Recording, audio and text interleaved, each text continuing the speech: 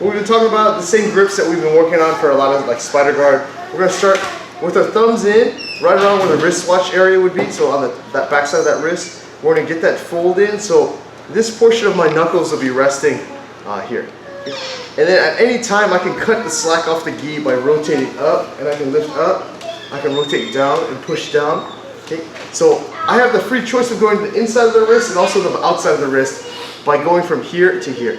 Okay, that's why I prefer to grab like this versus starting off to the outside or starting off close to the inside.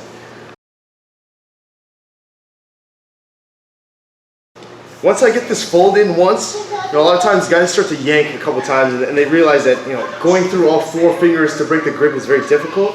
So they'll start to rotate. Okay, and what we're going to do is we're going to start off with the outside rotation. So as soon as he rotates his hand outside here, yeah, he's going to try to, like for example, if he's grabbing my grip.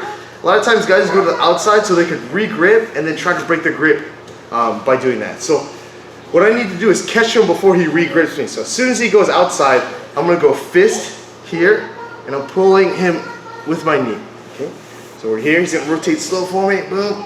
I'm going to bump and we're going in for the Kimura. So if you think about the Kimura, a couple ways I can do this is I either pull him in towards me to Kimura or I sit up to do the Kimura.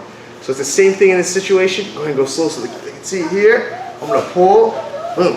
So if I pull, my head is going to be on the side that I have the Kimura grip on. Okay? So from here, sometimes there's no space for me to slide my hand in. So I keep this leg locked and I'm just going to open my knee downwards here. And then there's going to be a spot for me to hook that Kimura grip.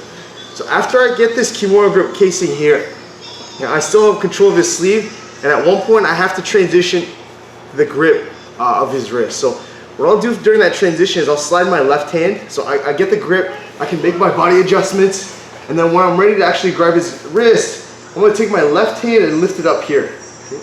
And then I'm going to catch and catch. If I don't do this lift here, like this buys me a little extra time, because if I just let go and do this, sometimes his hand will slide right into my palm. But if I don't and I let go, he's going to butterfly stroke that arm and I'll lose that arm completely. Okay? So what I'll do is lift this hand up here. As soon as I let go, if he tries a butterfly stroke, he's got to go over the top of my wrist. So it buys me some time. And not only that, but it's easy for me to catch. His hand's coming straight towards my head. So I can just catch and re-catch. Okay?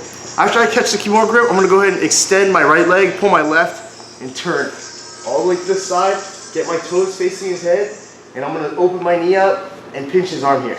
Okay.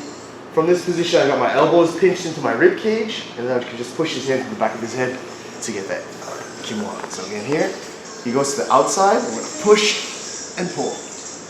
Open, Kimura grip. Make my body adjustments. Lift my hand, catch, rotate even more, pinch the inside, and finish the Kimura grip. Okay. We're going to go to the other side. If he rotates his hand to the inside, I'm going to do the same thing. I'm going to go palm up and lift his hand and give me space here. So if we're here, he's got his elbows in. Sometimes it's very hard for me to kind of move my body without giving him the guard pass. So if I'm holding here and I feel like he's going to try to rotate in with his hand, I lift up. It gives me a lot of space for me to shrimp my butt towards that side, slide my knee through, and I can get this arm in and arm out position with a feel in the hips. So from here, I can start working my triangle attacks. Okay. Working my triangle attacks here. I can work my setups in the spider guard and so on and so forth. So we'll do both of those. One person, your partner will rotate outside or inside, and I'm going to either follow their fist this way for the Kimura, this way in to create the space to hit the triangle position. Okay.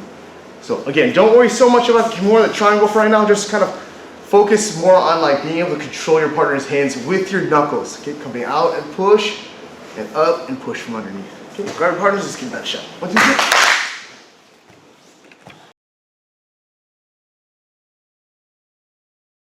I have to be pretty good at both sides because the guy can react with his right hand or his left hand, or even with both. So I can't be specific on like what side I want to attack because the guy has free choice to move either arm.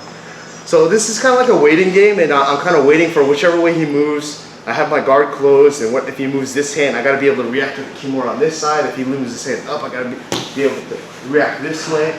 So in terms of drills, if you guys, as a kind of a teaching tool, or like if you want to practice on your own, after you get the techniques down on both sides, like I have 2 attacks here, the Kimura and the triangle. And I have 2 attacks here, the same Kimura and triangle on the reverse side. After I get those kind of,